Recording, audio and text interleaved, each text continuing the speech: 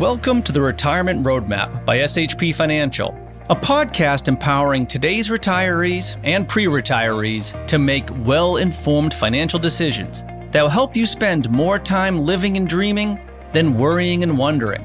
Join me, Matthew Peck, along with my co-hosts, Derek Gregoire and Keith Ellis, as we share actionable financial strategies and insights, as well as interview top thought leaders in the world of finance, accounting, and estate planning.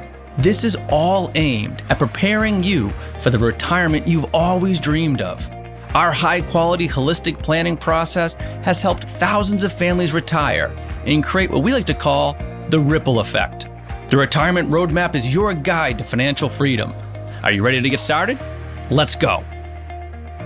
Welcome, everyone, to another episode of SHP Financial's Retirement Roadmap podcast. I'm your host today, Matthew Peck, and we'll be welcoming back Nick Nelson, our VP of Advisory Solutions here, to discuss about how it's never too early. It's never too early to start saving. It's never too early to start investing.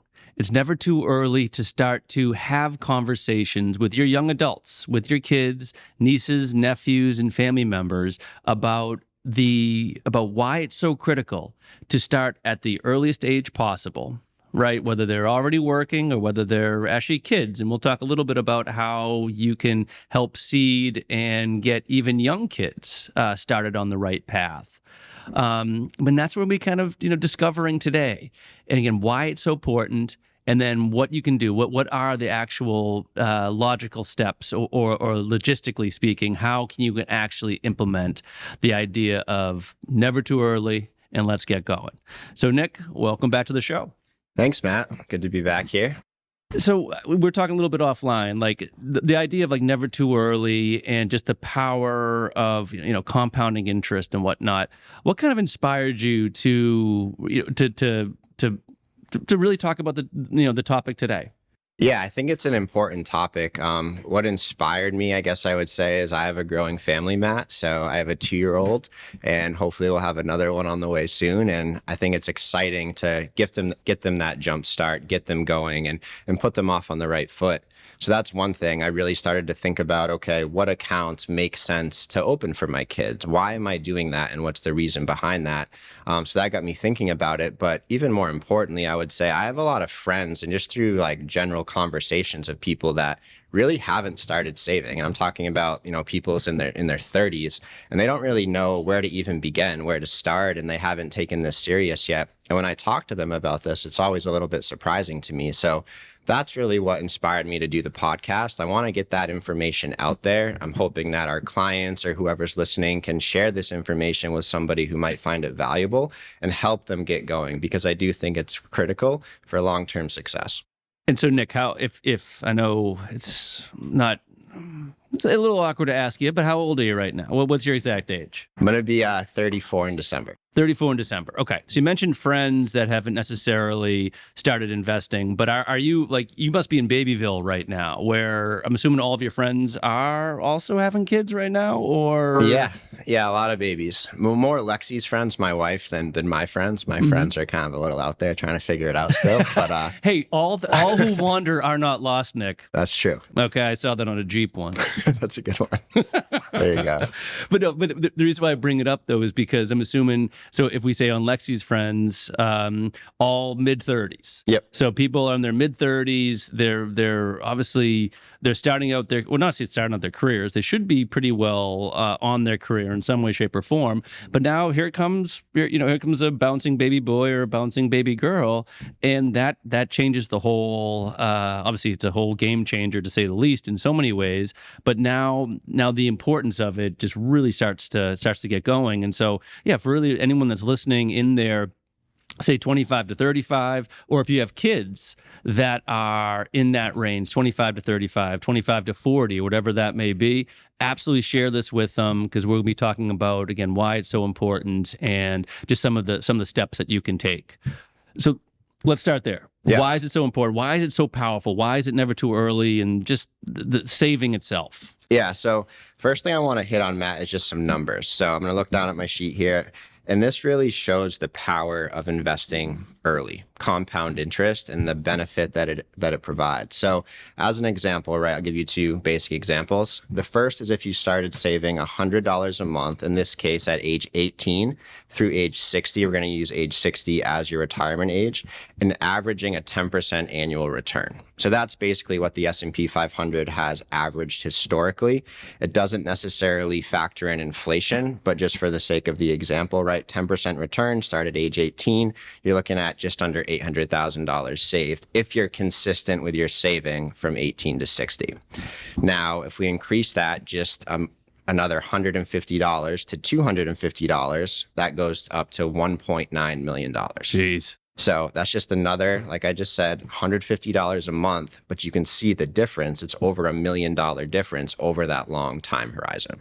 Yeah, and so let me just pause to kind of like break it down to specific numbers or kind of what it means on a day-to-day basis. So that first number, $100 a month, from 18 to 60 gets you close to $800,000, based on all of Nick's assumptions. So if I take $100 a month, divide that by 4, that's $25 a week. So I really hope that all of the people that are listening can find $25 a week to save. I mean, maybe don't get that latte. Or Chipotle. Sorry, Chipotle. It gives you an example of the fact that I like to think that most folks can find $25 a month in savings, or it only adds up to $1,000 or $1,200 a year. Yep. If you can find that savings literally and you start putting it away by the age of 60, again, based on a 10% rate of return, you're at $787,000. Yep. I mean, buy the lattes later. Yeah. Buy the coffee, because I'm guilty of it too, and don't get me wrong, but like if you're able to sort of delay gratification like that, it makes such a difference for you, for your kids, for your family. It just goes on and on. So keep on showing those numbers though. Yeah, so that's if someone who's 18 or just started working. But what's even more powerful, I think, is if you just have a child, you just had grandkids, whatever it may be, if you start investing 18 years earlier when they're born, that same $100 a month, any guesses, Matt, on that number? I have the number in front of me, so I couldn't really lie. Right, it'd be awkward because, the listeners trust me, Nick. I thought I blocked that out for you. Yeah. Sorry. Okay. All right. So what's the answer? 4.7 is the answer. So it's 4.7 million, please. That's correct. Oh my 4.7 million. And if you increase that to the 250 in that same example, that one is just under $12 million. So if you start saving $250 a month when you're born for 60 years and you're able to average a 10% rate of return, which is not guaranteed by any means, but the potential is there if you invest correctly, you're going to set yourself up for success in retirement and more. So it's just about making that effort and starting to get a plan in place. And that's what excites me. It's like, you don't need to be making a ton of money. You don't need to win the lottery in order to set yourself up for success. You just have to consistently invest and do things that's going to put you in a good position down the road. And I couldn't agree more. I'm really amazed or always very encouraged when clients will walk in, whether it's in Plymouth or Woburn or wherever it may be, and they have a good amount saved, and they can do a very good retirement. They can have a very successful, comfortable retirement with numbers like these, meaning that it's not an impossible ask. I think a lot of people sometimes get overwhelmed, like, oh, I'm going to need X amount of dollars in retirement, and then they it's almost like paralysis and analysis. It's like they don't act, they don't take any action, and they say, oh, I'll never get there, and it just takes time. I mean, I think that's the other frustrating part too that I have is that I was saying about, delayed gratification and we live in this world of instant gratification. And sometimes I do feel for people that are in their mid-20s because they'll see some of these tech bro billionaires at 30 and they're like, oh gosh, I'm never going to be that guy. I'm whatever, growing up in Dorchester or, upstate New Hampshire or Keene, wherever. And it's doable. It is. I mean, look at these numbers. These numbers are not too hard. I mean, obviously, again, assumptions of 10%, so it's nothing guaranteed here. But just putting that money away over time, that's how you do it. Yep, exactly. And, you can argue, too, you could factor in inflation there. So that money in whatever many years down the road is not worth the same. But at the end of the day, that's still a good figure, and it's still going to put you in a good position. Absolutely. So I think that's really important. And, I'm not saying, too, you shouldn't maybe go and look to invest in real estate or start that business or look for other ways to make money. But you can be doing all that stuff and be saving for the long term as well and setting yourself up, like I said before. So there's not one answer to it, but why would you not put in an effort to try to save numbers like this to make sure that you're going to have a good retirement? Absolutely. And again, I think you can find that savings. You can scour your credit card bill and be like, did I really need that? Do I really need that subscription service? And if you put that away, again, it makes a huge difference.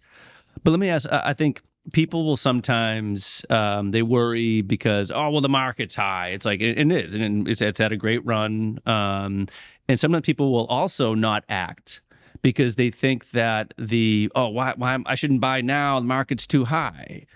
How do you respond to that?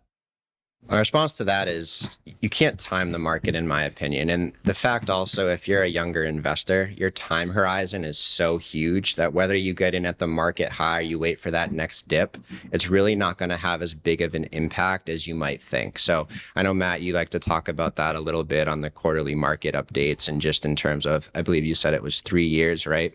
Yeah, so for anyone that is familiar with our quarterly market update, Matt's Markets on the Moves. That's right. That's right. Yeah. My apologies. But JP Morgan does this great slide about how investing at a new high, and what difference does it make over 3 months, 6 months, 9 months, year, 3 year, 5 years, and it just says that after 6 months, it literally doesn't matter that investing at a new high, you're actually above where you would be if you did not invest at a new high.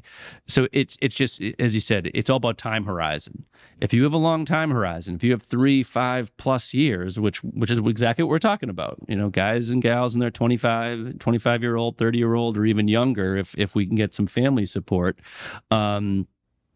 don't be afraid of the highs is basically what history has told us. Yeah, and I'd say also don't be afraid of the lows. Like I'll also, again, going back to just conversations I have every day with friends and such, is they'll say, hey, Nick, I'm worried about the market right now. Should I take my money out? Should I go into bonds? And these people are late 20s, mid 30s. And I'm like, personally, this is my opinion, obviously, but absolutely not, because you have to time it twice. You have to time it getting out and timing it getting it back in. And if you miss just the best couple market days, your returns are actually going to be dramatically impacted, sometimes up to half, depending on obviously the amount of money in your investments and things of that nature. So that's why it's like, get a plan in place, stay consistent. The one thing I would say though, if the market does drop, that is an opportunity to build exposure in your portfolio. Maybe make some additional contributions that month because you're buying at a lower point. But I wouldn't say worry too much about changing your investments and pulling out of the market. But you bring up an interesting point, though, in regards to, make this adjustment to your portfolio. For someone that, doesn't work in our world, like, where do they begin? Like, how do they invest? I'm 25, I'm 30 years old. What am I investing in? Yeah, so the first place, if you're working, look at your 401k. That's always a good place to start, and specifically the match on your 401k. So this is pretty common out there, but it's important to take advantage of it, because if you're making a 3% contribution, you put in 3%, let's say your employer matches 3, right now you're basically putting in 6% into your 401k.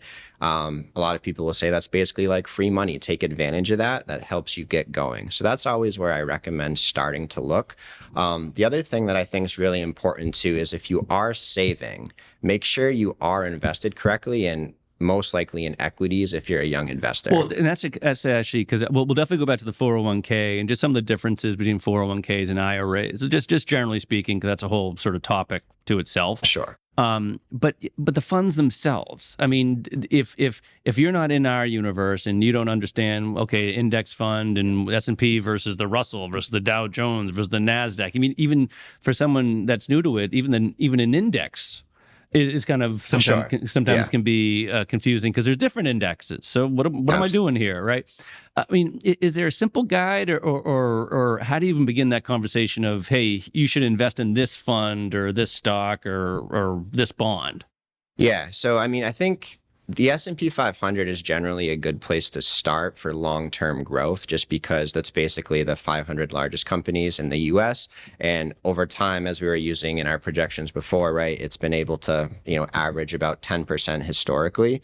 And actually, if you look at the last 10 years, obviously the market has been very solid, but it's actually been able to average about 15% over the last 10 years. So there's a lot of S&P 500 funds out there, of course, but there's also some very basic ones that are easy to understand. So Vanguard has a good one, Fidelity has a good one, and the costs are relatively low as well. Because I think that's another area when you're trying to figure out, how do I start investing? Pay attention to the fees and things, because those can actually impact pretty significantly over the long term. Can I give you one example, Matt? Yes. I gotcha. So in that same example we were talking about before, if you started saving at age 18, the $250 a month. Mm-hmm. So let's say you were paying a fee that you weren't really sure why and you weren't really getting the value out of it. And instead of getting 10%, you average 9%, you'd be looking at about 1.4 versus the 1.9. So that's $500,000 over those, 42 years, which is a pretty big number. Yes. And then if that went back down to 8, obviously it would be even larger. So I don't know if I answered your question specifically, but I think just understand what you're investing in and try to keep it as simple as possible. Yeah, and personally speaking, I'm definitely a big fan of index funds, especially as they start out. Because sometimes I think that they're, and it goes back to this whole get rich quick thing, because I'm curious your opinion on companies like Robinhood, who have made the ability to buy and sell stocks very easy, and there's little kind of explosions and, little fireworks and, gamification of it. Well, on one hand, it's a good thing, because the fact that people now are more engaged in the market and they have more access to it. On the other hand, it kind of sometimes will drive up what are called meme stocks, and people might think that, investing is for fun, and and try to make these bets on it rather than having a plan and doing it over the long term. So I guess I kind of have two questions. I mean, I guess when you look at the Robinhoods of the world, curious about your thoughts on pros and cons and what you've seen out there for other mid 30-year-olds out there. But then also the general question of, like, at what age do you need an advisor, and who needs an advisor? Because if you are paying a fee, it's obviously worth it in many ways, but sometimes it's not. So how do you respond to the idea of when to have an advisor and when not to? Yeah, well, that's an interesting question, your first part of your question, Matt, because kind of same thing. I've talked to people, I've had friends who aren't as familiar with the stock market, and they put in their first investment in an individual stock, one of those meme stocks, right? And they lose everything. And they're like, this isn't for me. This is not worth it. This is like gambling. And it's like, well, if you approach it that way, it kind of is in a way. But if you take a more, historical route where you have concrete fundamentals behind it, like the S&P 500 or other indexes, right? As long as you stick with it, history says you're going to be okay. You're going to make money in the long term. So again, no one knows exactly what the future holds, but your chances of compound interest over time and making gains is going to be pretty high. Yeah, and just to go back to that, and not to get too far into the index funds and the importance of index funds, but especially for younger groups. I mean, you're buying the best 500, like you were saying, Nick, and the companies that we hear about every single day, like NVIDIA and Microsoft and Amazon, they're in there. So you might not see it. You might have a VOO ticker for the Vanguard one, or SPY for the State Street one, or what have you. But they're in there. All the top high moving, high exciting stocks or companies are in that group. So. And it's a great way of getting involved without trying to pick winners. Let the market pick the winner. Absolutely. Basically. But we'll go back to the advisor thing. But I do also want to jump into or go back to the whole 401k. So do you see, like, a lot of people when they're starting this $100 a month or $250 a month? Is it with 401ks? Is it with IRAs? I mean, what do you think is the best vehicle for people to then look into if you are just starting out? Yeah, I think if you're working as a young professional, I think the 401k is a great place to start. Mainly because it's so easy. You don't really have to think about it, right? You set a percentage on your paycheck. It's automatically going to go into the account every single year. And it's kind of out of sight, out of mind. And you're going to be just continuously, basically organically dollar cost averaging into the market as a result of that. So I think that's the easiest way to get going. And then, when you check your account in 6 months, you're like, oh my goodness, like this isn't so bad. I'm actually making some money and building up some wealth. So I think that's the easiest place to start. But obviously, you can look outside of that. If you don't have a 401k and maybe you're eligible for a Roth IRA, that's a great place to save as well. That's another retirement vehicle that you actually is tax deferred and eventually tax free, but you're paying the taxes up front. So there's these little nuances that are different in these retirement vehicles. But at the same time, another one's like just a brokerage account too. Okay. So I hit the Roth IRA real quick. Another one's just a brokerage account. So a brokerage account might work for somebody who doesn't want to necessarily save for retirement yet, right? They're a little uncomfortable with locking up money, but they do want to start investing. A brokerage account allows you to access that money penalty-free before you could a retirement account. Typically with a 401k or a Roth, you have to be 59 and a half, but there is ways to access money for like first time buying a home or a disability and things of that nature. Yeah, and I think a good way of looking at all of that, whether it's 401ks, Roth, traditional IRAs versus the brokerage accounts, is all of the tax-deferred retirement vehicles, 401ks, TSPs, yada, yada, yada, IRAs, Roth IRAs, without getting into the weeds of all those, more importantly, they all have limits where you can only put in so much into that account. You can only put in so much into those retirement accounts. And by the way, the $100 a month, $250 a month is nothing. I mean, that's like barely half of some of these limits. So if you can get that $100 to $250 a month set aside, you're already, you're still below the limits. So you can do more if you can do it.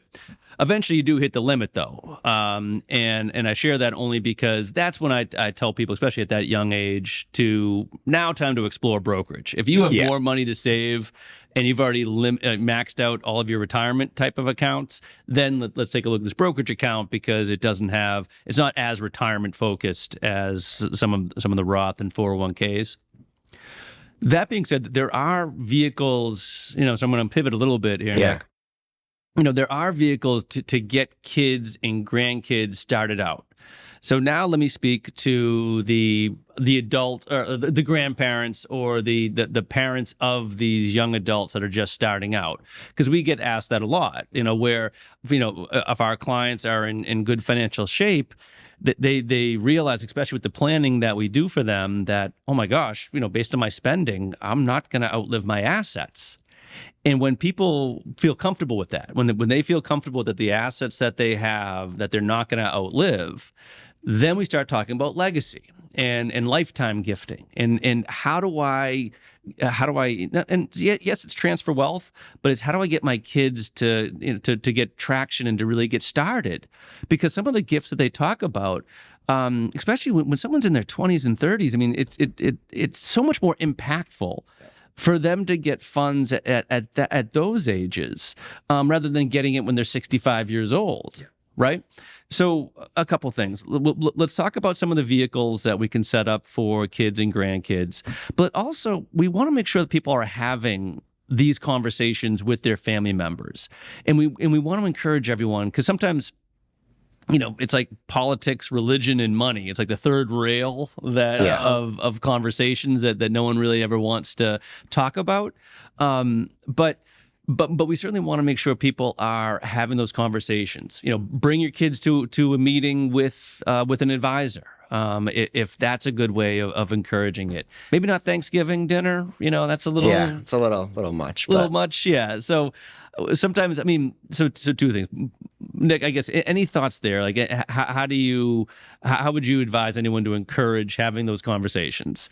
And then second question would be, let's talk about some of those vehicles that if you are in that position, what you can take advantage of. Yeah, I think you have to try to normalize it and just work it into your lives, those conversations about money. It doesn't have to be, I don't think, a fearful conversation. I think having your children understand the value of a dollar and the fact that you're working hard to bring in these dollars and help them get going and help saving and just help them understand like, wow, it's not easy to put this money aside. And for them to understand that can just help them get going and understand, okay, thank you for doing this for me. Be thankful for it and help them, set them up for success. So I think that's a big piece of it, honestly. But then just bring them into the meetings, like you said, right? If you're a client of SHP and you have grandkids, we're more than happy to talk to them and help empower them, right? If you're not comfortable with those conversations, because they can be a little bit awkward at times, not going to lie. So that's something that we especially try to do. But then to answer the second part of your question, just on the vehicles themselves, one that comes to mind, there's a number of vehicles out there, Matt, but one that comes to mind is just like a 529. Most people have heard of that. That's a focused on qualified education expenses, the 529. So a lot of people sometimes are a little bit, hesitant to go into the 529s because they have to be used for education. But I think it's important to note that they're a lot more flexible than they used to be. It used to really just be for college, but now it's expanded a lot, and you can actually use it for even elementary school and high school on certain qualified expenses. And one of my favorite parts personally about the 529 now is the Roth IRA component, where you can move $35,000 to a Roth IRA as long as the beneficiary has been in place for at least 15 years. Now, it is subject to the IRA contribution limits on an annual basis of $7,000. But at the same time, you can kind of talk to your kids or your whoever it may be, and start to figure out, okay, how can I kind of set this up, help them for education, and work them towards that, at least that $35,000 number, because a Roth IRA is a great long-term investment vehicle. So that's the first one I wanted to hit on. I don't know if you have anything to add to that. No, the only thing just quickly about the flexibility is it also goes towards private high school as well. And for someone that lives in Boston, if your kids don't get into some of the better exam schools, you got to bust out that checkbook. So it helps for pay private school as well, private high schools. Absolutely. But, so after 529s, and I should say too, 529s are a whole topic to themselves, for sure, as to how you do it. But 529 is an option. And then what's next? That's an option. Another option that comes to mind would be an UTMA, a Uniform Transfers to Minors Act is what that stands for. Think of that as like a brokerage account for somebody that is in fact a minor. So it allows a parent to open an account. It is in the name of the child and start saving on their behalf. A couple key things though with that is when the child is of age, it's usually between 18 and 25. I believe in Massachusetts, it's 21. They do gain full control of that account. So if you're going to go that route, it's even that much more critical, I think, to talk to your kids so they understand what's coming down the road. And again, like I was saying before, understand that value of a dollar. So that's an important point, I think, on the UTMA, but still a great vehicle to get saving and get going. That, of course, has no full flexibility. So you don't have to use it for anything specific. You can use it for anything that you want. Another quick point, though, on the UTMA is the taxation. So if your interest and capital gains and everything get over, I believe it's $2,700, then that will start to be taxed at the parent's tax rate. So you do have to be careful of that, because that's one of those features where there can be some unexpected taxation as a result. Okay. So, and I'd also say too, make sure, again, just to back to the point of they're 21 years old and now they can do it forever they want. Sometimes that's good and that's bad, but, know your family. And then before, because there's one more option on the kids or the Roth IRA, which we want to get into, but I just want to quickly kind of tie 2 points together. I mean, one is the fact that, these types of options, 529s, UTMAs and whatnot, can help inspire conversations between parents and young adults to say, hey, I do want to help out. I want to help out. And, I know now about this 529s, this UTMAs, and hey, let's talk, let's have a conversation about money and gifting and whatnot. So even knowing some of these vehicles can help spark a conversation, right? And again, it's never too early. I mean, because the 529s and UTMAs are meant for the kids, and we know that it's close to, almost like a $3 million difference if people start saving at 0 or at age 1 versus age 18. So, based on the numbers that Nick shared earlier. So it's never too early to look into this. It's never too early to have these conversations. And it really, and that's what I love about this. Just quick aside, is that this is that wealth, that wealth transfer, generational wealth. This is the Roosevelts and the Kennedys and whatnot. And I love what we're doing here, because now we're trying to use these same strategies to make sure that all of our clients and anyone that listens to the podcast, all the hard work, we're gonna honor that, and we're gonna make sure that it continues on and perpetuates itself, through generation after generation. So that's why I love the topic. So I just want to quickly get on my soapbox for there. Yeah, that's a good one. All right. And so, okay, so we have 529s, we have UTMAs, and then what other option do we have for sort of, gifting, or savings vehicles for minors? Yeah, I think another one worth noting is the custodial or kids Roth IRA. So this one is more retirement focused versus the other two.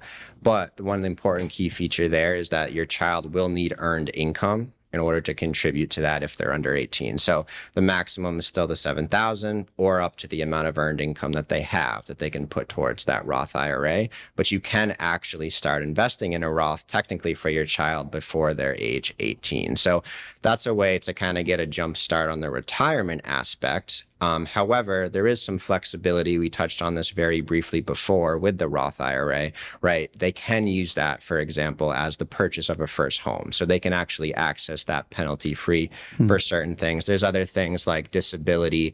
And you can actually use it too for qualified education expenses to avoid the penalty, but the gains would be taxed. So the main point there is there's more flexibility with that Roth than it kind of seems at first, but it is kind of earmarked for that long-term retirement aspect versus the other two. So they have to have earned income, and then the parent can match what their earned income was. So let's say they earned $2,000 at a coffee shop or a pizza shop.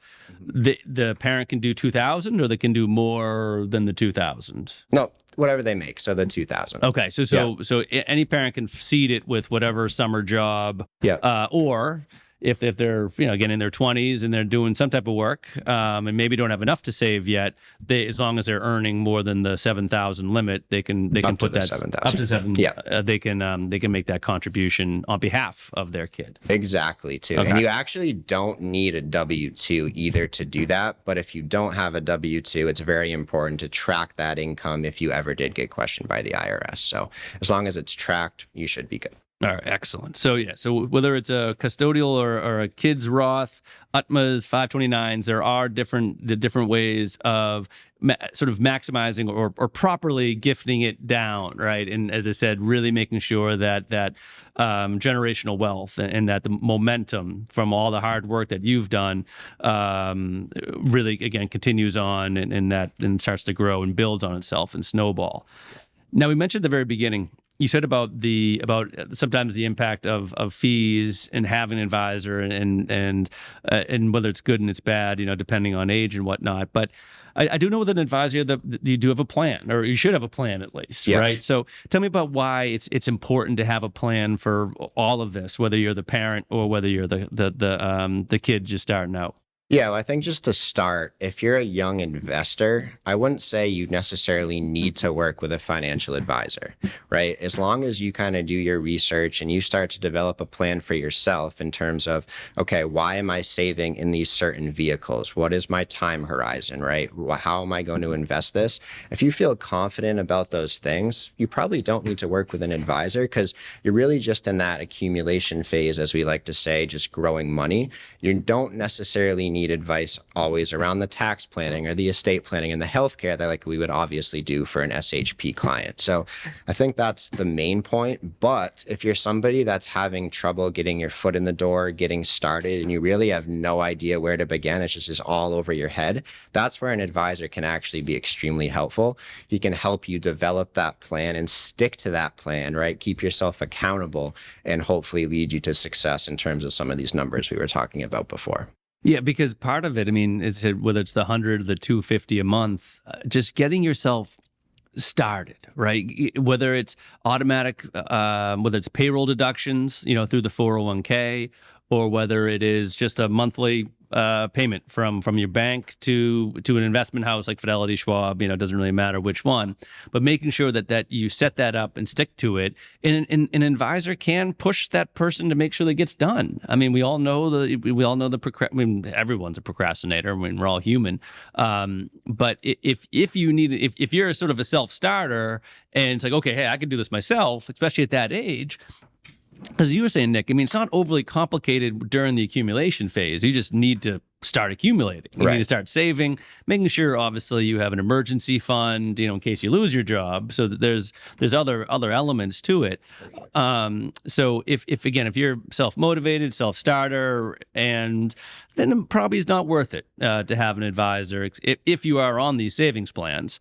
But if you kind of need a swift kick in the butt, for lack of a better word, or lack of a better term, then an advisor really, really would make a huge difference, because we all know that, as I said, never too early, and it's just that much harder to make up the time. I mean, I love talking about how, I mean, really, for all of us, no matter, regardless of how old you are, time is the most valuable resource, right? And so if you're young, you have all that in front of you, right? So making sure that you an advisor or not, as long as you're starting early, that's the most important part. And if you need an advisor, make sure you start early, then it's worth any payment you make. Absolutely. And just to hit on your point before too, of just having a plan, right? Like, even though it's not maybe a comprehensive, complex plan, as we mentioned before, right? Knowing why you're saving where you're saving, again, back to that time horizon and how you're going to utilize those dollars to better your financial future, that's still a plan, right? Writing that down, right? I think there's some stats around that where if you write down your goals, it's up to like 40% chance of being successful versus not. And if you write down your goals with action steps, that can increase up to almost 70% in terms of success. So if you're going to do it yourself, be serious about it. Or say, okay, I'm going to put my money in my 401k. That's my long-term money. But I'm also saving for a first home. So maybe you're doing some to a Roth or a brokerage, right? Where you maybe would want to access that a little bit sooner. Like, have a plan for your dollars, and I think you will be successful. Well, I love that percentage. So 40% more likely to achieve a goal if you write it down, and over 70% more likely if you write it down with action steps. Something like that. Okay. Well, I mean, I'm sure it makes a difference. I guarantee you that much. You make a little note here. I'd be curious to ask you about fiduciaries and what's the importance of fiduciary, or how. I mean, obviously we're fiduciaries, so we think it's important. But for our listeners, why is working with a fiduciary, if you go with the advisor route, whether you need that kick in the butt as a young guy, or whether young guy or gal, or whether you're approaching retirement or already retired, why is working with a fiduciary so important? Yeah, it's important at any age because fiduciaries are legally obligated to act in your best interest. And in the financial industry as a whole, there's a lot of different kind of roles out there that consider themselves to be advisors or financial advisors. And some of them, there's more product-based versus more investment and long-term based. And you just want to make sure that however you're investing your money, it's the right position for you. It's the right thing for you. It's associated with your goals. And I think personally, by working with a fiduciary, it really ensures that versus not. I mean, you might not get the perfect investment for your situation. It might be fine, but you could be missing out on something that you don't even know about. Mm-hmm. No, absolutely. And I think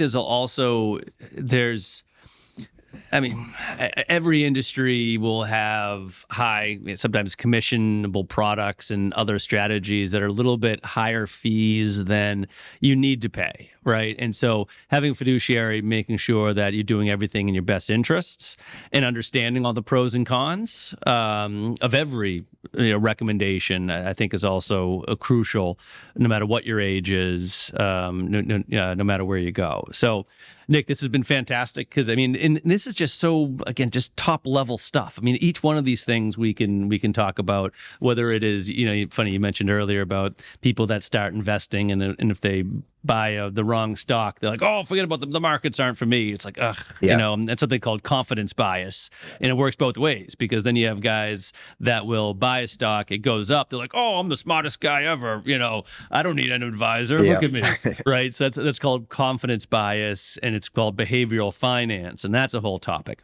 529s is a whole topic. The retirement landscape, 401ks and simple IRAs. And, there's so much there, but I think, we certainly do not want to lose the wheat through the chaff, as they say, of the importance of just making sure you're saving, starting out, things along those lines. So is there one sort of takeaway that you would really emphasize for all of our listeners? I think the main reason we wanted to do this, just going back to that point, is that we just want young investors to feel empowered and understand that it's not that hard to get going, and that if you do start saving and investing the right way, you're going to be successful in the future. Like, that's such a powerful point that it does sometimes seem so far in the distance that you can't even think about it or don't really comprehend, what you're doing. But when you really look at those long-term numbers and you think about it and how you get there, you can simplify it and really set yourself up to be in a good position later in life. So I think,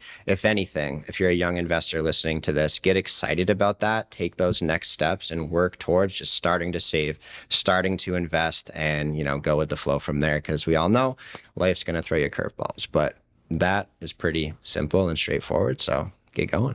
All right. No, I love it. There was a wise man once said that a journey of 1,000 miles starts with one step. And we certainly hope everyone takes advantage of that, takes advantage of some of the work that we do, listening to this podcast, sharing this podcast, picking up the phone or email or whatever to get started, certainly, whether it's for yourself, family member, or whatever that may be. So, Nick, thanks again for coming on and dealing with my dad jokes. Yeah. You can't turn that off no matter what happens. Even when the camera turns off and the recording turns off, I'm still making dad jokes. But they were pretty good today. I'll give you that. Okay. All right. Give you a little confidence boost. Game. I appreciate that. I don't think Jamie agrees, but but on behalf of everyone here at SHP Financial, thanks so much for listening, and be well. Thanks for listening to the Retirement Roadmap podcast by SHP Financial. If you've enjoyed today's episode, be sure to hit the subscribe button so future episodes are automatically downloaded directly to your device. And if you've liked what you heard, please share the show. Create your own little ripples so we can help even more people with their retirement goals. If you want access to all past interviews, including notes, resources, and exclusive content from SHP Financial, visit shpfinancial.com/podcast. Thanks again for joining us on the Retirement Roadmap podcast. And for all the attorneys out there, disclaimers and disclosures, I'm just going to put on my super serious voice and add our own. No statements made during the Retirement Roadmap podcast shall constitute tax, legal, or accounting advice. You should consult your own legal or tax professional on any such matters. Information presented is for educational purposes only and does not intend to make an offer or solicitation for the sale or purchase of any specific securities, investments, or investment strategies. Investments involve risk, and unless otherwise stated, are not guaranteed. Our investment advisory services are offered through SHP Wealth Management, LLC, an SEC-registered investment advisor. Insurance sales are offered through SHP Financial, LLC. Our advisors and insurance reps may offer clients advice and/or products from each entity. No client is under any obligation to purchase any insurance product.